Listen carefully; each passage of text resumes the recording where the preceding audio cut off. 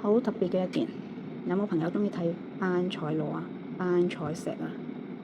呢件呢係嚟自加拿大嘅一件聖子化石，本身係一件岩石嚟嘅。正確啲咁講啦，佢呢一件本身唔係化石，係一件岩石。喺個背面成嚿岩石嘅，咁但係又會有火彩嘅，冇錯。實質咧呢層火彩咧係一種礦物質嚟嘅。咁喺呢度咧，你見到呢一層啊，個形態係一隻咩咧？一層聖子嚟嘅，聖子嗰啲筆管螺咧，成支好長嗰啲咧。咁呢件咧，佢係有一隻聖子螺，聖子嘅筆管螺着藏咗喺呢一片嘅岩石上。跟住壓住佢，因為亦都有帶有礦物質嘅緣故，受壓啦。呢層礦物質咧就將成隻筆管螺，即成隻聖子嘅身形記錄咗落嚟。咁順帶咧就會將嗰種礦物咧停留生長咗喺呢一塊岩石之上，咁樣形成嘅。其實咧班賽石、班賽羅嗰啲火彩層咧係一種礦物質嚟嘅。係一種礦物質，而呢種礦物質咧係有色光、有顏色嘅，同埋佢個形狀咧係有一層片狀嘅薄膜型，一層層 layer 咁樣嘅。佢唔同顏色嘅 layer 咧，層層疊咁樣搭埋一齊。咁所以我哋將唔同即係成件咁樣啦，唔同咁嘅角度轉動嘅時候咧，你發現佢嘅火彩會變色嘅，會轉動嘅啲顏色。天然嘅班彩咧，佢啲火彩咧，變化係漸進式咁過去嘅，漸進式嘅，漸變嘅，簡單啲咁樣漸變嘅係漸進式咁過去，即係唔會話我自己依度轉色，依度又另外又唔轉色咁樣咯。如果局部轉或者全部都唔轉，咁你就依揸住嗰件啦，或者你遇到嗰一件 sample 咧，就好有可疑啦，就未必真係天然喎，可能係假嘅都唔定啦。因為天然嗰啲咧，嗰度唔同嘅角度，要抬高咁轉。放低嘅角度咁樣擰下佢，佢啲色光都唔一樣嘅，唔同角度啲顏色變化咧都係好自然、漸進咁樣過去嘅，所以好容易睇得到。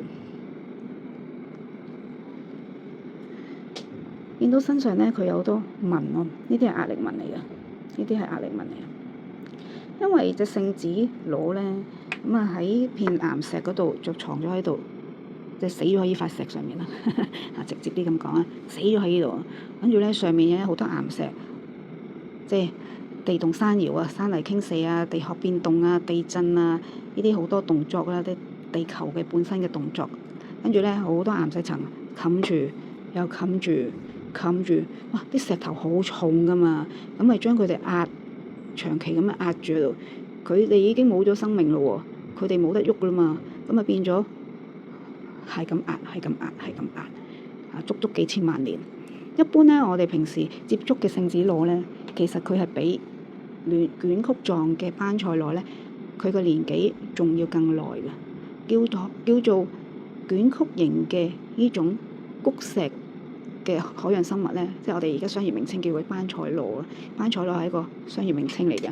佢呢種礦物咧，呢種海洋生物咧，古代嘅海洋生物咧，都有名嘅。統稱係叫谷石，入邊細分咧都好多種唔同嘅品種嘅，即係個螺嘅品種啊，細分都好多種㗎。基本都可以講係全部滅絕咗㗎啦，絕咗跡㗎啦。所以咧，可想而知係幾咁珍貴啊！呢件嚟自加拿大嘅，淨係加拿大先至會有呢個火彩嘅化石出現。譬如加拿大周邊嘅地區啦，譬如美國境啊、黃石公園啊、打落嗰啲位置咧，其實都有班賽羅或者恐龍化石出土發現出嚟嘅，但係就真係欠奉呢一種火彩啦。所以令到加拿大嘅班賽羅咧個獨特性係非常之顯著，其他國家、其他地區出土嘅班賽都冇加拿大呢一種火彩達到寶石級嘅標準，可以愛嚟做珠寶嘅，係唯獨是加拿大。所以加拿大嘅班賽羅咧，價錢亦都係比較高企嘅，同埋越嚟越貴添啊！有興趣天然嘅班賽石一系列嘅擺件咧，其實就早買早享受。加上而家啲通脹啦，係啦，咁啊加拿大通脹都好犀利嘅，唔係淨係美國都好犀利嘅，所以咧係越嚟越貴嘅。所有加拿大嚟嘅貨係越嚟越貴嘅。有興趣嘅朋友咧，原色有好多唔同款式、唔同色光嘅班彩石擺件，有啲好特別嘅，亦都帶有其他化石嘅元素喺度嘅，亦都有啲係帶有收藏元素喺裏邊嘅，就唔係純粹一件普通嘅石有色光嘅石，有好多係有收藏元素、有收藏價值嘅。有興趣嘅朋友咧，歡迎親身上嚟睇下參觀下。我哋喺觀塘樓上店嘅，我哋係原色，我係原色 Queenie。